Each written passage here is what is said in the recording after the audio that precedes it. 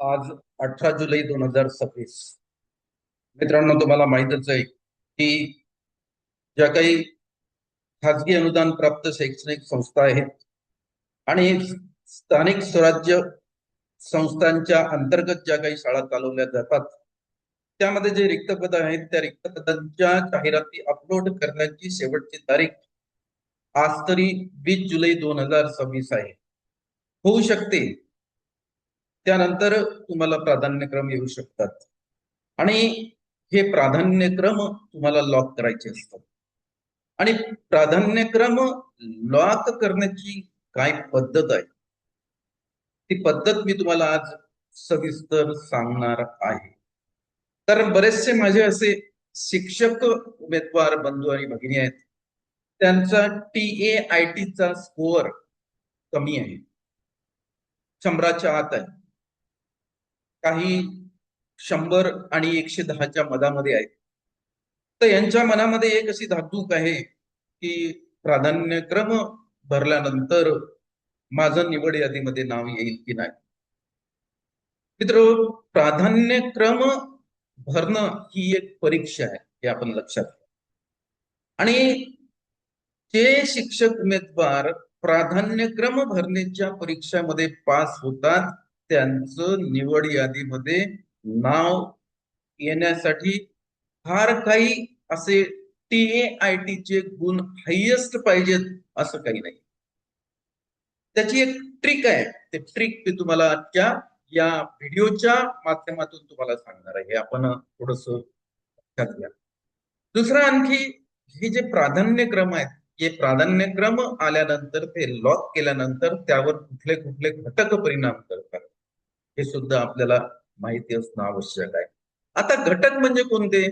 तर याच्यामध्ये सगळ्यात महत्वाचा घटक एक आहे, तुमचा विषय कोणता आहे, हा सगळ्यात महत्वाचा घटक आहे. त्याच्यानंतर तुमचा प्रवर्ग कोणता आहे, हा सुद्धा त्याच्यामधला एक महत्वाचा आहे. TAIT चे गुण तर आहेतच, पण त्या गुणांसोबत आपल्याला आणखी बाकीच्या गोष्टींचा विचार करायचा आहे. आणि तो विचार आपण करत असताना आपल्याला, तो जो आपण विचार करतो, तो विचार करत असताना आपल्याला बाकीच्या ज्या गोष्टी आहेत त्या गोष्टी या TAIT स्कोअरवर इफेक्ट करतात, परिणाम करतात, हे तुम्हाला आजच्या व्हिडिओच्या माध्यमातून जाणून घ्यायचं. आणि त्याची मी टक्केवारी सुद्धा सांगणार आहे. प्रत्येक विषयाची जी टक्केवारी आहे, कुठल्या विषयामध्ये कॉम्पिटिशन किती आहे, हे सुद्धा मी तुम्हाला आजच्या या व्हिडिओच्या माध्यमातून सविस्तर सांगणार आहे. त्यासाठी तुम्हाला हा व्हिडिओ स्किप करायचा आहे. हा सुरुवातीपासून तुम्हाला शेवटपर्यंत बघायचा आहे, हे आपण लक्षात घ्या. कारण काय, प्रत्येक गोष्ट याच्यामध्ये आपण जर एक व्यूहरचना म्हणतो आपण त्याला, ती आतून जर आपण जर केली ना, तर आपल्याला यश येण्यासाठी फारसं काही याच्यामध्ये म्हणजे वेळ लागत नाही, असं एक माझं स्वतःच वैयक्तिक मत आहे. आणि या अनुभवातून मी गेलेलं सुद्धा आहो, हे आपण आवर्जून लक्षात घ्या. नमस्कार मित्रांनो, तुमचं माझ्या युट्यूब चॅनलमध्ये स्वागत आहे. आजचा आपला विषय आहे TAIT चा जो स्कोअर आहे तो कमी जर असला तर प्राधान्यक्रम कशा प्रकारे लॉक करायचे. कमी म्हणजे 100च्या आत आहे असं आपण म्हणू, किंवा 100 ते 105 याच्या दरम्यान मध्ये आहे. तर असे जे आपले शिक्षक उमेदवार आहेत, त्यांनी आवर्जून हा व्हिडिओ बघा, पूर्ण व्हिडिओ बघा. आणि या व्हिडिओच्या म्हणजे अंतर्गत तुम्ही जर कृती केली तर तुम्हाला तुमचं जे नाव आहे ते सिलेक्शन यादीमध्ये निश्चित दिसणार आहे, असं मी तुम्हाला आश्वस्त करतोय. तर मी याच्यावर एक स्क्रीन शेअर करतो. आता बघा, या स्क्रीनचा हा डिटेल एक याच्याविषयीचा मी स्टडी केलेला आहे. आणि या स्टडीनुसार आपण जर पुढे आपला जर मार्गक्रम केला तर आपल्याला यश 100% मिळू शकते. तर आजचा आपला विषय आहे TAIT स्कोअर 100च्या आत. TAIT स्कोअर, टेट स्कोअर जर 100च्या आत असेल तर त्या शिक्षक उमेदवारांसाठी प्राधान्यक्रम लॉक करण्याची रणनीती सांगणार. हा सगळ्यात मोठा रणनीती आपल्याला मित्र जाणून घ्यायची आहे. बघा, पवित्र पोर्टलवर प्राधान्यक्रम, प्रिफरन्सेस भरण्याची अचूक आणि स्मार्ट रणनीती, गुणवत्ता यादीत स्थान मिळवण्यासाठी विशेष मार्गदर्शन. आता मी मार्गदर्शन करेल एवढा काही फार मोठं माझं व्यक्तिमत्व नाही. मी तुमच्यासोबत चर्चा करतो. माझे जे शिक्षक उमेदवार आहेत, बंधू आणि भगिनी, ते बरेचदा असे कमेंट्स करून टाकतात की सर माझा टॅटचा स्कोर एवढा आहे, माझं समांतर आरक्षण असं आहे, माझा प्रवर्ग हा आहे, तर माझी निवड होईल का? आणि विशेषतः सर्वात जास्त प्रश्न असे येतात की त्यांचं जिल्हा परिषद मध्ये होईल का, कारण जिल्हा परिषद हे मुलाखती विना आहे म्हणून. मग जिल्हा परिषदच्या शाळांमध्ये कोणाची निवड होईल? तर शक्यतोपर्यंत ज्यांचा हाय स्कोर आहे मित्र हो, ते सगळे या जिल्हा परिषदच्या शाळेमध्ये त्यांची निवड होते. परंतु ज्यांचा कमी स्कोर आहे आणि त्यांना आपली निवड करून घ्यायची असेल तर त्यांच्यासाठी आजचा हा एक मार्ग आहे.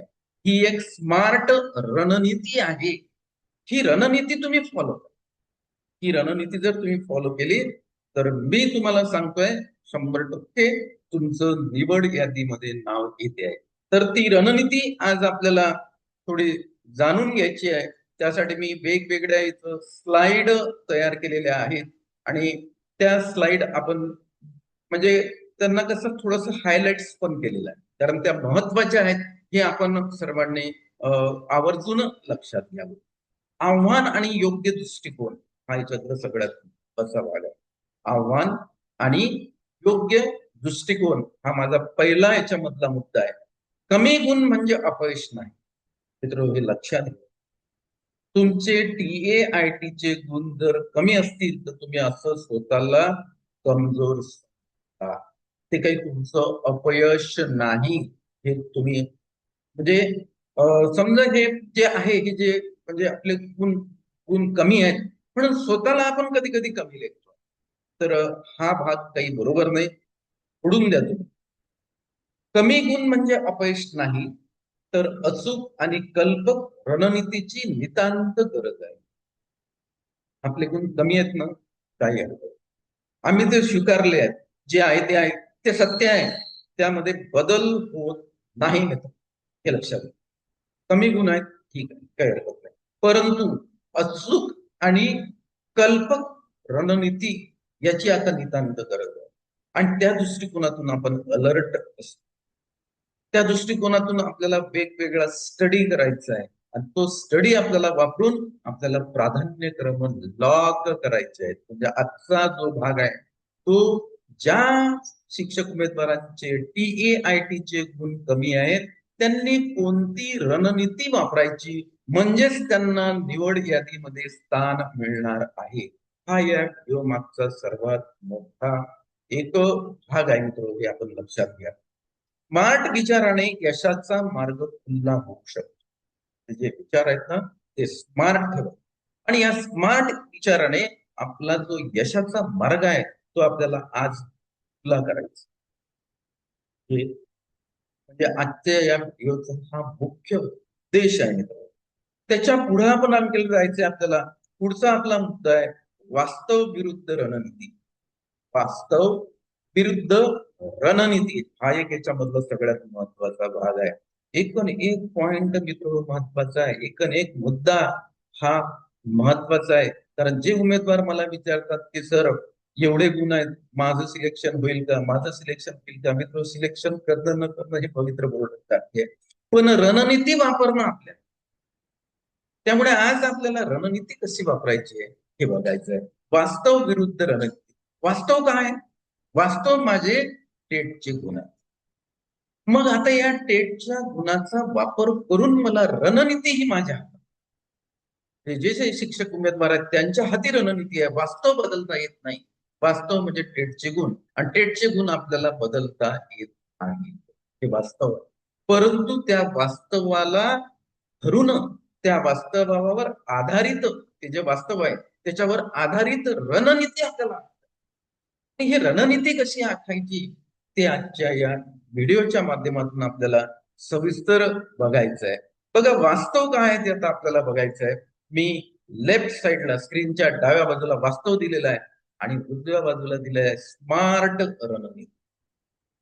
त्यामुळे मी तुम्हाला पुन्हा एकदा विनंती करेल, व्हिडिओ पूर्ण बघा, कंटाळा करू नका. कारण आता होऊ शकते 20 नंतर आपल्याला ही कृती करावी लागणार. त्या दृष्टिकोनातून आपल्याला तयारी करायची आहे. कारण रणांगणात जातो आपण तर शस्त्र घेऊन जात असतो, तसं आपण जात नाही. आपली रणनीती असली पाहिजे, ते सुद्धा इथं महत्वाचं. आता याची वास्तव, याची रियालिटी आपल्याला बघायची.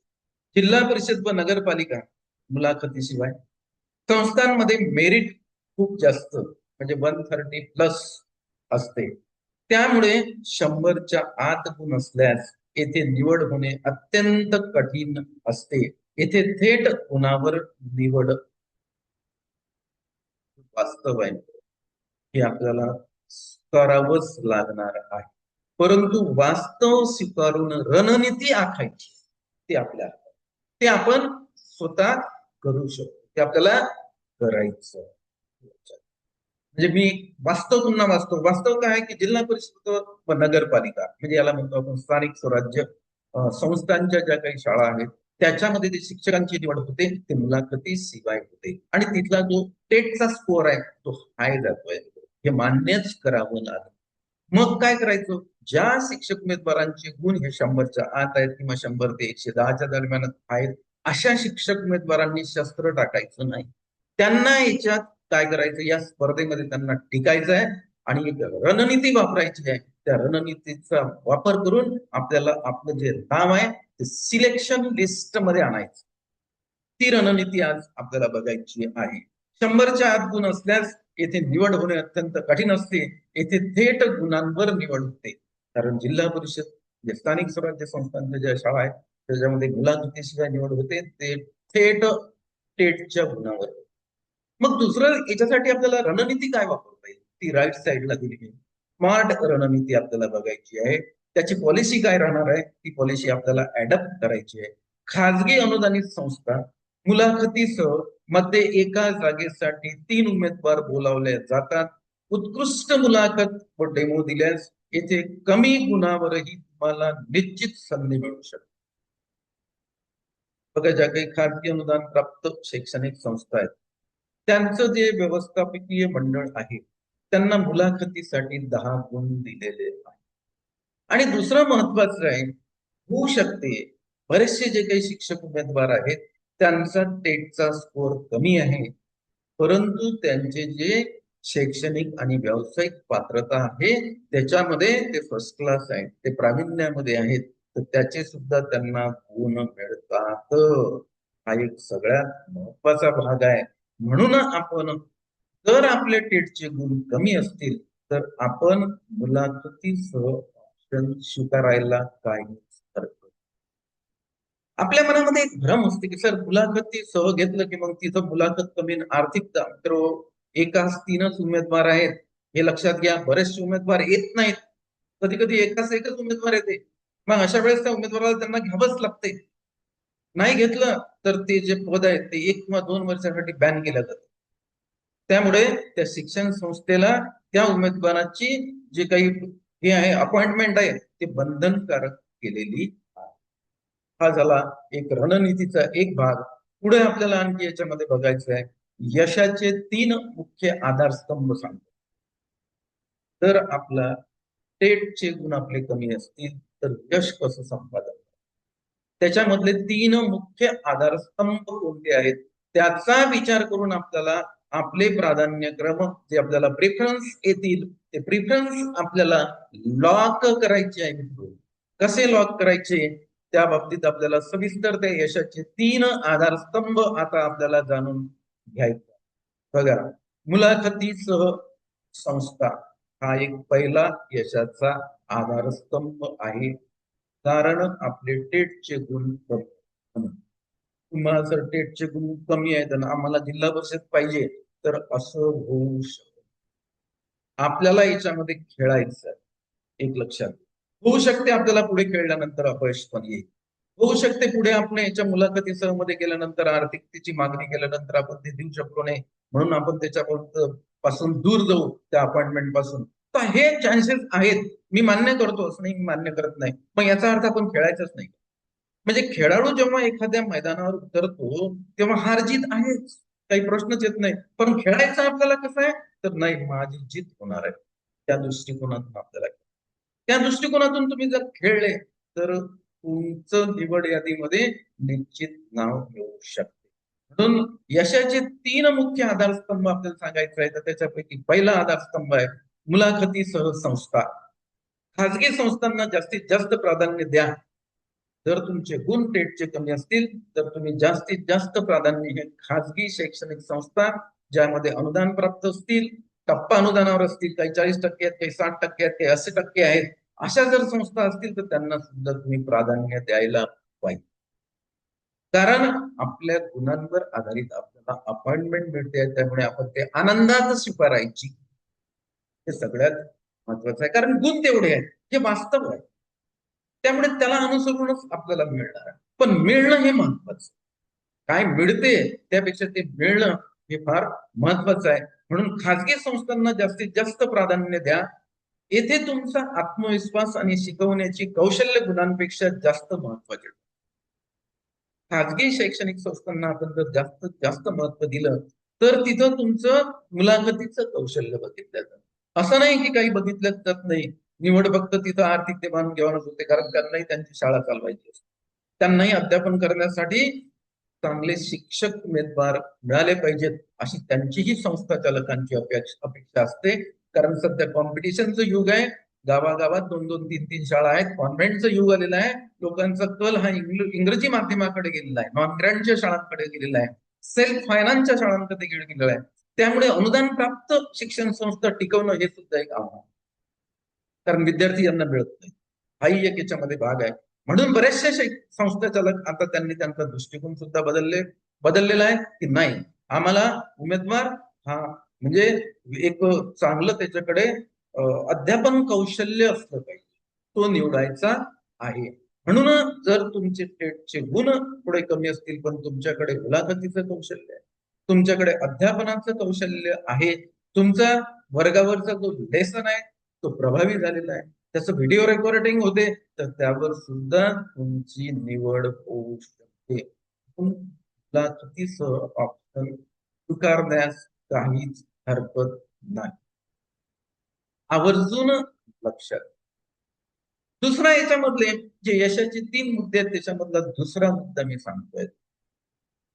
दुसरा मुद्दा असा आहे की दुर्गम भाग, याच्यामध्ये काही अशा शाळा त्या दुर्गम भागामध्ये आहेत, तिथं ज्यांचे हायएस्ट स्कोर आहेत ते जे शिक्षक उमेदवार आहेत ते त्यांच्या तालुक्यामध्ये, त्यांच्या गावाच्या परिसरामध्ये, त्यांच्या जिल्ह्यामध्ये, त्यांच्या विभागामध्ये तिथंच त्यांना अपॉइंटमेंट मिळाली पाहिजे, त्यांची निवड झाली पाहिजे, ही त्यांची अपेक्षा असते. म्हणून ते त्यांच्या भागामध्ये प्राधान्यक्रम अगोदर देतात. मग या विरुद्ध आपल्याला कृती करायची आहे. आपले जर टेटचे गुण कमी असतील तर मला दुर्गम भागात जायची सुद्धा माझी तयारी असली पाहिजे. जहा अपना पेट भरा वह अपना गाव, जिथं आपलं पोट भरलं मित्र ते आपलं गाव, असं समजून आपण दुर्गम भागातही गेलो तरी चालते. आजचा काळ महत्वाचा आहे की आपल्याला जॉब मिळाला पाहिजे, त्याला आपली निवड झाली पाहिजे, हे सगळ्यात. म्हणून या यशाचे 3 मुख्य आधारस्तंभ आहेत, त्याच्यापैकी दुसरा आधारस्तंभ मी तुम्हाला सांगतोय तो म्हणजे ग्रामीण आणि अति दुर्गम जिल्ह्याची निवड करा. ज्यांचा टेटचा स्कोर कमी आहे त्यांनी हे लक्षात घ्या की तुम्हाला जे काही प्रिफरन्स येतील त्यामध्ये तुम्ही जास्त फोकस हा ग्रामीण दुर्गम भागावर जास्त करा, कारण तुमचे गुण त्या परिस्थितीला अनुसरून आहे, हे लक्षात. म्हणजे आमचे टेटचे गुण कमी आहेत, मला चांगला जिल्हा मिळाला पाहिजे, तर मित्र हे विसंगती आहे, हे शक्य नाही आहे. त्यामुळे अशा वेळेस जर माझे टेटचे गुण कमी आहेत तर माझी तयारी असली पाहिजे, नाही मी ग्रामीण भागात जाईल, मी एखाद्या दुर्गम डोंगरी भागामध्ये जर शाळा असेल तर माझी तिथेही जाण्याची तयारी असली पाहिजे. म्हणून ग्रामीण आणि अतिदुर्गम जिल्ह्याची निवड करा. अनेक उच्च गुणवंत उमेदवार या भागांना पसंती देत नाहीत, त्यामुळे कट ऑफ जे काही उच्च गुणवंत उमेदवार आहेत ते या भागाला पसंती देत नाही. ते म्हणतात नाही माझे गुण खूप आहे, त्यामुळे मला जवळच माझ्या जिल्हा भेटते, माझ्या तालुक्यातच मला नोकरी मिळू शकते, त्यामुळे ते या दुर्गम भागामध्ये जात नाहीत. मग या संधीचं सोनं कमी करायला पाहिजे, तर ज्यांचं टॅटचे गुण कमी आहेत, त्या टेटचे गुण जर कमी असतील तर त्या शिक्षक उमेदवारांनी ग्रामीण आणि अतिदुर्गम जिल्ह्याची निवड करावी, असं माझं याविषयीच वैयक्तिक मत आहे. आणि तुम्ही सुद्धा याचा जर स्टडी केला तर तुमचं सुद्धा मत असंच बनवू शकता. हा एक याच्यामधला सगळ्यात महत्वाचा मुद्दा आहे. प्राधान्यक्रम लॉक करत असताना जे 3 मुख्य आधारस्तंभ आहेत, त्याच्यामधला दुसरा आधारस्तंभ असा आहे की जेही शिक्षक उमेदवार आहेत त्यांचे टेटचे गुण हे 100च्या मध्ये आहेत किंवा 100 ते 105च्या दरम्यान आहेत. त्यांनी प्रिफरन्स देत असताना ग्रामीण व दुर्गम भागाचा विचार अगोदर, कारण जे काही म्हणजे जवळचे जिल्हे असतात, जे प्रगत जिल्हे आहेत, त्यामध्ये उच्च गुणवत्ताधारक जे काही शिक्षक उमेदवार आहेत ते त्याला प्राधान्य देतात. त्यामुळे त्यांच्या कॉम्पिटिशन मध्ये आपले गुण कमी असल्यामुळे आपण टिकू शकत नाही. हा सरळ याच्यामधलं एक गणित आहे. दुसरा असा आहे, याच्यामधला तिसरा जो आधारस्तंभ आहे तो आपल्याला समांतर आरक्षणाचा फायदा घेतो. आपल्या कोट्याचा अचूक वापर करा. तर जो प्रवर्ग आहे ना, प्रवर्गाचा तुम्हाला अचूक वापर करायचा आहे. महिला प्रकल्पग्रस्त यासारख्या समांतर आरक्षणाचा फायदा घेऊन कमी गुणावर यश मिळवतात. महिला भगिनी येतात त्याशी, त्यांचे सुद्धा बरेचसे कमेंट्स येतात. हा समांतर म्हणजे ओबीसी कोटा असेल तर ओबीसी कोट्यामध्ये त्यांच्यासाठी 30% जागा रिझर्व्ह आहेत. 100 जागा असतील तर 30 जागा आमच्या महिला भगिनींसाठी आरक्षित आहेत. प्रकल्पग्रस्तांसाठी आरक्षित आहे, भूकंपग्रस्त आहेत, त्याच्यानंतर पदवीधर अंशकालीन आहेत, भरपूर आहे, माजी सैनिक आहेत, त्यांच्यासाठी जे दिलेलं समांतर आरक्षण आहे त्या दृष्टिकोनातून आपली सर्व तयारी असली पाहिजे. For example non privilege certificate, non criminal सर्टिफिकेटची व्हॅलिडिटी.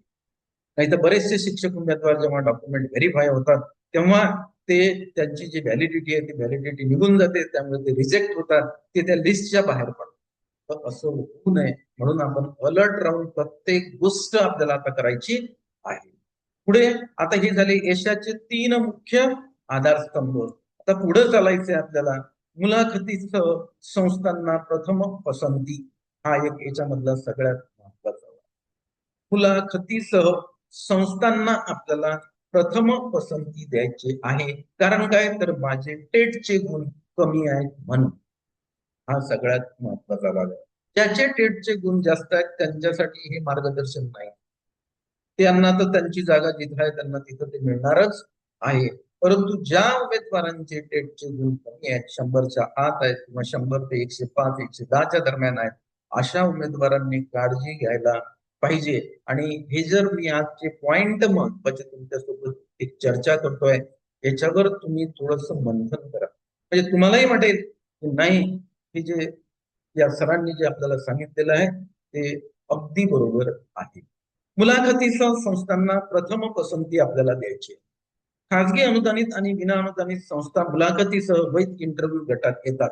तर आता विना अनुदानित घेतल्यापेक्षा टप्पा अनुदानित बघा, हे त्याच्यामध्ये भाग येईल.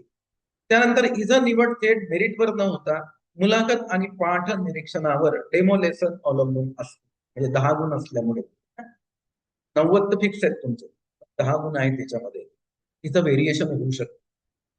त्याच्यानंतर एका जागेसाठी 3 उमेदवारांना मुलाखतीसाठी बोलावले जाते, म्हणजे जे प्रमाण आहे तिथं एकाच 3 हे प्रमाण असल्यामुळे कमी गुण ज्यांचे टेटचे आहेत त्यांना इथं म्हणजे त्यांचं इथं सिलेक्शन होऊ शकतं. कारण एकाच 3 बोलावले तर 2च उमेदवार आले, कधी कधी एकच उमेदवार येते, असा सुद्धा अनुभव आहे. एकाच 10 असताना सुद्धा एकच उमेदवार आलेला आहे आणि संस्था चालकाला त्या उमेदवाराला घेतल्याशिवाय पर्याय नाही. म्हणून मग तिथं त्या उमेदवाराचं बरेच ठिकाणी सिलेक्शन झालेलं आहे. म्हणून हा भ्रम काढून टाका की मुलाखतीचं घेतलं म्हणजे तिथं गेल्यानंतर मला आर्थिकतेला सामोरं जावं लागेल, असं होत नाही. मित्र, हा एक बऱ्याचशा प्रमाणात भ्रम आहे आपल्या मनात. मुलाखत उत्कृष्ट दिल्यास 100 पेक्षा कमी गुण असूनही तुमची निवड निश्चित होऊ शकते. त्यामुळे या संस्था मोठ्या संख्येने प्राधान्यक्रम द्या.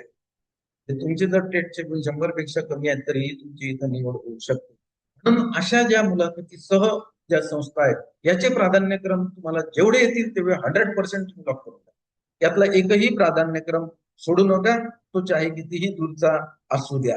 हा सुद्धा एक याच्यामधला सगळ्यात महत्वाचा भाग आहे.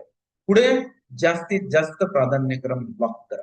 मला जे आलेले प्राधान्यक्रम आहे ते आपल्याला 100% लॉक करायचे आहे. त्याच्यामधला एकही प्राधान्यक्रम प्राधान्यक्रमामध्ये चॉईस कुणाला आहे? ज्यांचे टेटचे गुण हाय आहेत, जास्त आहेत, त्यांना चॉईस आहे, आपल्याला नाही. म्हणून आपल्याला प्राधान्यक्रमाला त्या संधीचं आपल्याला सोनं करायचं आहे, त्याला 100% लॉक.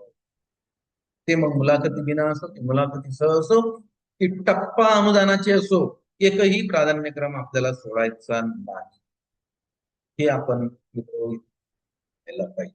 एकही संधी सोडू नका. जास्तीत जास्त प्राधान्यक्रम लॉक करा. हा याच्यामधला सगळ्यात महत्वाचा भाग आहे. आणि एकही संधी तुम्हाला सोडायची नाही. अनेक उमेदवारांना फक्त सोयीच्या 10-20 शाळांचेच प्राधान्यक्रम देतात. कमी गुण असल्यावर असा विचार करणं धोक्यात. शिक्षक उमेदवार असे आहेत की प्राधान्यक्रम आले ना तर मग सोयीचे द्या फक्त, कारण दूर आपल्याला जायचं नाही. अरे पण आपले गुण कमी आहेत ना, मग आपल्याला दूर जावंच लागेल.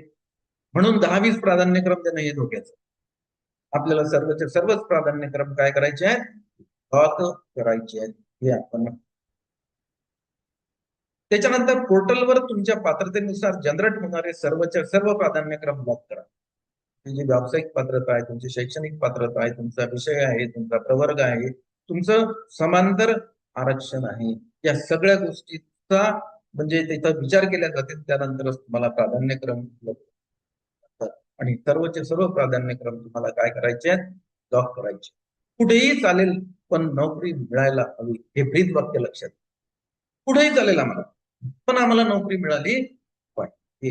हे जे ब्रीद वाक्य तुम्ही एकदा जर तुमच्या मनावर ठासून ठेवलं की नाही, तर या प्रक्रियेमध्ये तुम्हाला मित्र हो निवड म्हणजे जे काही तुमची होण्यासाठी फार काही वेळ लागत नाही. पण हे लक्षात घ्या, एक ब्रीद वाक्य आहे.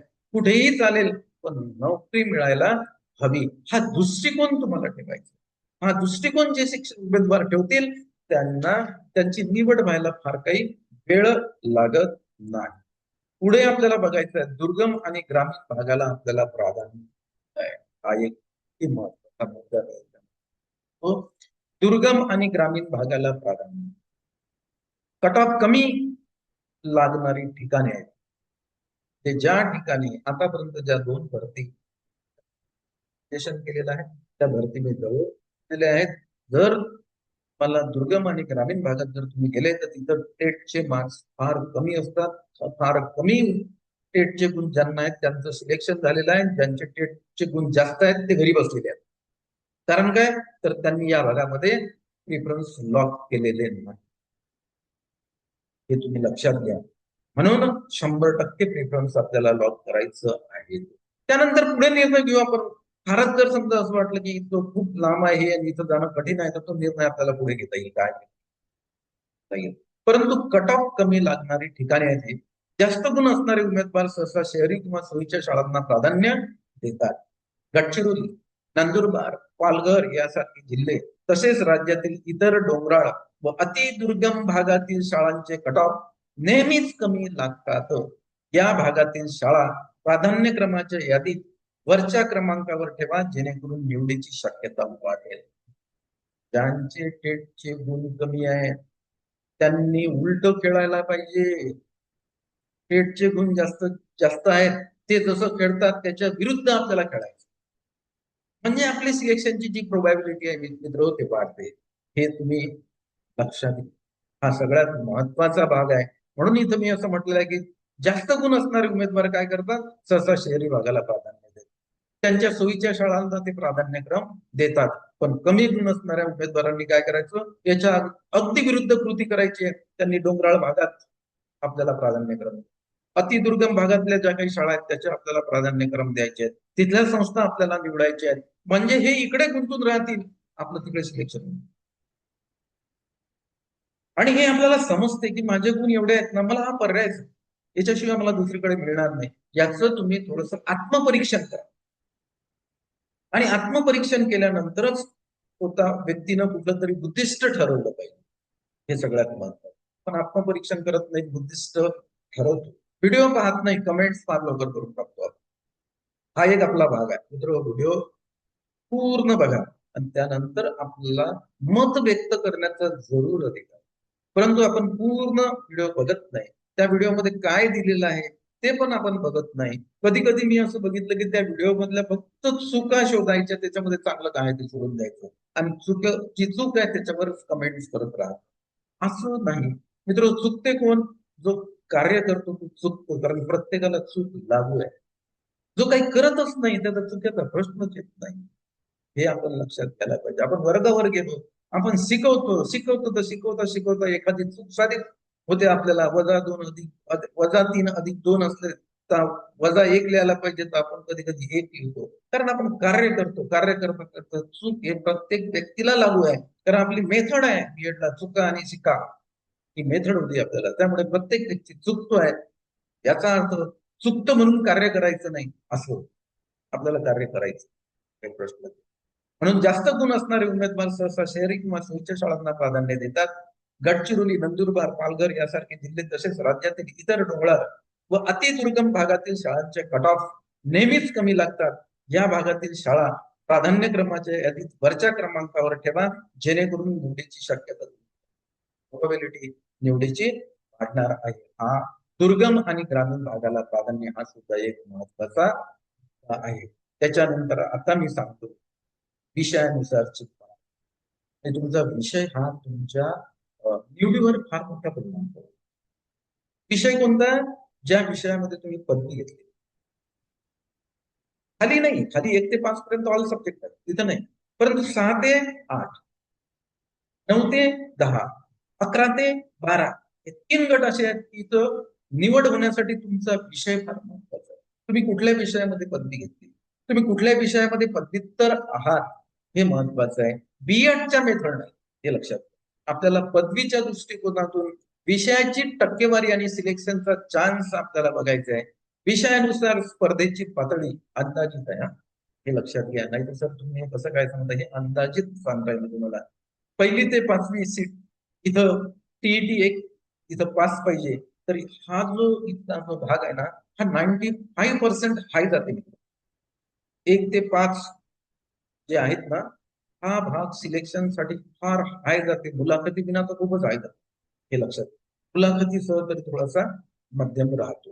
त्याच्यानंतर भाषा व समाजशास्त्र 7वी ते 8वी साठी भाषा म्हणजे हिंदी, इंग्रजी, मराठी या विषयाचे जे काही शिक्षक उमेदवार आहेत ते, आणि समाजशास्त्र या विषयाचे जे सामाजिक शास्त्र आहेत त्याच्यामध्ये नागरिकशास्त्र हे ते यांचा सुद्धा जो भाग आहे सिलेक्शनचा, यांच्या विषयानुसार तो 75% म्हणजे मीडियम असतो, 75. त्याच्यानंतर इंग्रजी विषय 7वी ते 12वी साठी, यांचं एम ए बीएड झालेले आहे 11वी 12वी साठी. त्याच्यानंतर बीए इंग्लिश लिटरेचर बीएड आहे, त्यांचं जर समजा भाषा विषयासाठी सिलेक्शन होत असेल ना, तर त्यांचं लो राहते, 45% हा राहतो, त्याची काठिण्य पातळी जे म्हणतात. त्यानंतर गणित व विज्ञान 9 ते 12, 9 ते 10 ला गणित बीएससी मॅथ बीए.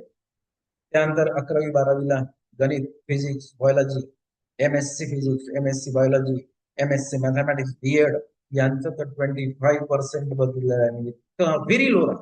यांचं सिलेक्शन फार लवकर होतं. याला या शिक्षक उमेदवार आहेत यांचं मी बघितलेलं आहे, यांना फार काही सिलेक्शनसाठी कष्ट घ्यावे लागत नाहीत. यांनी जर व्यवस्थित प्राधान्यक्रम टॉप केले तर. हे बघितलं आपण विषयानुसार. 1 ते 5 बघितलं आपण, ऑल सब्जेक्ट हाय राहते, 95% त्यानंतर भाषा आणि जे सामाजिक शास्त्र आहेत तुमचे, त्याच्याबाबतीत जर आपण विचार केला तर 75% मीडियम राहते. इंग्रजी विषयासाठी आपण स्पेशली इंग्लिश लिटरेचरचा जर आपण याच्यामध्ये विचार केला तर ते 45% लो राहते याच्यामध्ये. आणि गणित व विज्ञानसाठी तर फारच लो राहते, जे 25% व्हेरी लो, याची काठीण्य पातळी. त्यामुळे तुमचा विषय तुमच्या सिलेक्शनवर भरपूर प्रमाणात परिणाम करतो, हे सुद्धा आपण लक्षात. कधी कधी गणित व विज्ञानच्या जागा जास्त असतात, तर भाषेच्या कमी असतात, तर दुसऱ्या विषयाच्या कमी असतात. त्या संख्येवर सुद्धा हे बरचसं अवलंबून आहे. शिक्षकांची जी रिक्त पद आहेत त्यांची संख्या किती आहे, कोणत्या विषयाची किती रिक्त पद आहेत, या आपल्याला सर म्हणजे जेव्हा जाहिराती येतील तुम्हाला निरीक्षणासाठी, तेव्हा सगळा स्टडी तुम्हाला याचा करावा लागेल आणि ते सगळं आपल्याला लिहून घ्यायचं आहे आणि त्यानंतरच आपल्याला प्रेफरन्स द्यायचे. त्यानंतर उच्च माध्यमिक 9वी ते 12वी आणि गणित, विज्ञान व इंग्रजी या विषयाच्या शिक्षकांची मोठी कमतरता असते. त्यामुळे या विषयाचे कट ऑफ लक्षणीयरित्या कमी लागतात. या जागांवर विशेष लक्ष केंद्रित. ते काही आमचे सायन्स मधून झालेले शिक्षक उमेदवार आहेत, या गोष्टीचा अवश्य विचार करा. ज्यांचं एम ए इंग्लिश वगैरे आहे, बी ए इंग्लिश लिटरेचर आहे, असे जे शिक्षक उमेदवार आहेत त्यांनी त्यांचं जे आहे त्यांची फार कमतरता आहे आणि हे कमतरता असल्यामुळे त्यांचं सिलेक्शन फार लवकर होते, त्यांचं त्यांचं निवड यादीमध्ये नाव फार लवकर आहे. त्यानंतर समांतर आरक्षणाचा प्रभाव हा सुद्धा एक महत्वाचा भाग आहे. 100% अचूक नोंदणी आवश्यक. सेल्फ सर्टिफिकेशन केलेलं आहे, त्याच्यामध्ये तुम्ही अचूक केलेली आहेच, पण तरीही आपण हे लक्षात घेऊ, आपण स्पर्धा कमी संधी जास्त. स्पर्धा कमी कुठं असते आणि संधी जास्त मिळाली पाहिजे, हे प्रत्येकालाच वाटते आणि साहजिक आहे. जर तुम्ही महिला प्रकल्पग्रस्त, भूकंपग्रस्त, माजी सैनिक, अंशकालीन किंवा दिव्यांग यापैकी कोणत्याही समांतर आरक्षणात पॅरलल रिझर्वेशन मोडत असाल तर पवित्र पोर्टलवरील प्रोफाईल मध्ये त्याची अत्यंत अचूक नोंद तुम्ही केलेली आहे असं मी आता गृहीत धरतो. खुल्या प्रवर्गापेक्षा या जागांसाठी 100च्या आत गुण असणाऱ्यांना हमखास संधी मिळते. समांतर आरक्षण ज्यांचं आहे ना त्यांनी 100% लक्ष द्या या गोष्टीकडे की तुम्हाला जर गुण कमी असतील तरी तुमच्या सिलेक्शनचे चान्स आहेत, कारण तुम्हाला ते समांतर आरक्षण प्रत्येक ओबीसीचा कोटा तुम्हाला मिळतो. बघा हे समांतर आरक्षण मध्ये 3 ठिकाणी जातात. ओपन कॉम्पिटिशन मध्ये ज्या प्रवर्गामध्ये आहेत त्या प्रवर्गात आणि त्या प्रवर्गामधले समांतर आरक्षण असे यांचे 3 ठिकाणी चान्स आहेत. आणि एवढं आणखी मी आवर्जून तुम्हाला सांगतोय की अगोदर ओपन कॉम्पिटिशन काढलं जाते आणि ओपन कॉम्पिटिशन मध्ये सर्वच जाती धर्माचे उमेदवार असतात. त्यामुळे ओपन कॉम्पिटिशन हे रिझर्वेशन नाही, ते गुणवत्तेनुसार सिलेक्शन आहे, हे आपण तिथं लक्षात घ्यायला पाहिजे मित्र. त्यानंतर रोस्टर आणि जागांचं विश्लेषण हा एक याच्यामधला सगळ्यात महत्वाचा मुद्दा आहे. हा सुद्धा आपल्याला बघायचा. लांबी वाटली नाही, कारण मला तुम्हाला डिटेल्स सांगा. अर्धवट half knowledge is very dangerous. अर्धवट नॉलेज घेऊ नका. Half knowledge is very dangerous. अर्धवट नॉलेज हे धोकादायक आहे. कुठलंही घ्यायचं असेल तर आपल्याला लागणार आहे. त्यामुळे या व्हिडिओची लांबी वाढते आहे. जागा तपासा. तुमच्या प्रवर्गासाठी कॅटेगरी जागा नसलेली शाळा पहिल्या क्रमांकावर टाकण्यात काहीच अर्थ नाही. तिथं तुमच्या कॅटेगरीचं समजा एखादा होऊ शकते का चुकून प्राधान्य, शेवटी याच्यामध्ये कसं आहे प्राधान्यक्रम हे तुमच्या कॅटेगरीनुसारच येतात. सहसा तसे येत नाहीत, पण तरीही तुम्हाला डोळ्यात तेल घालून तपासायचं आहे की माझी कॅटेगरी याच्यामध्ये आहे का. असेल त्या जाहिरातीमध्ये आपली कॅटेगरी तरच तिथं आपण अप्लाय करायचं, नाही तर अप्लाय करू काहीच फायदा नाही. समांतर आरक्षण रोस्टरमध्ये तुमच्या प्रवर्गातील महिला किंवा इतर समांतर आरक्षणाच्या जागा आहेत का हे नक्की तपासा. त्या जाहिरातीमध्ये दिलेलं असते ते सुद्धा तुम्हाला तपासायचं आहे. तुमची जबाबदारी आहे हे तुम्ही लक्षात. अचूक क्रमवारी ज्या संस्थांमध्ये तुमच्यासाठी सर्वाधिक जागा आहेत त्या संस्था प्राधान्यक्रमात सुरुवातीला, जिथं तुमच्या विषयाच्या जागा जास्त आहेत, ज्या संस्थेमध्ये तुमच्या विषयाच्या जागा जास्त आहेत तिथं तुमचं आरक्षण वगैरे सगळं काही व्यवस्थित बसते आहे, त्याला तुम्ही पहिलं प्राधान्य द्यायला पाहिजे असं माझं याच्यामध्ये वैयक्तिक मत आहे. त्यानंतर आता आपल्याला काय लक्षात ठेवायचं आहे ते आता बघायचं आहे आपल्याला. सगळ्यात महत्वाचं आहे लक्षात ठेवा, कमी गुण हा शेवट नाही. हो, तुमचे गुण कमी आहेत हा शेवट नाही लक्षात. तर एका नव्या आणि कल्पक रणनीतीची सुरुवात. या कमी गुणाचा वापर करून एक नवीन कल्पक रणनीती आपल्याला आखायची आणि ती त्या रणनीतीची सुरुवात आहे असं माझं वैयक्तिक मत आहे. त्यामुळे गुण कमी आहेत म्हणून स्वतःला कमी लेखू नये. तुम्हाला अगोदरच सांगतोय, असू द्या जे आहे ते आहे, ते स्वीकारलं आम्ही. आता त्याच्यामध्ये आता आम्हाला बदल करता येत नाही. आता आम्हाला रणनीती आखायची आहे आणि या रणनीतीचा अभ्यास करा. त्यासाठी अशा प्रकारचे माझाच नाही आणखी कोणाचे व्हिडिओ असतील तर 1 नाही 2 वेळा बघा आणि त्यानुसार तुमची रणनीती एकदा तुम्ही फिक्स करा. ती लिहा रणनीती. मला असं असं याच्यामध्ये जायचं आहे, तुम्हाला सांगतोय मी 100% यश तुमच्या मागे धावणार आहे. ही रणनीती आखा आणि जे शिक्षक उमेदवार रणनीती आखतात ते या अगोदरच्या 2 भरतीमध्ये ज्याचे जास्त गुण आहेत ते बाहेर आहेत आणि ज्यांचे कमी गुण आहेत ते मित्र आतमध्ये आहे. ही प्रोसेस तुम्ही साधी सोपी समजूच नका.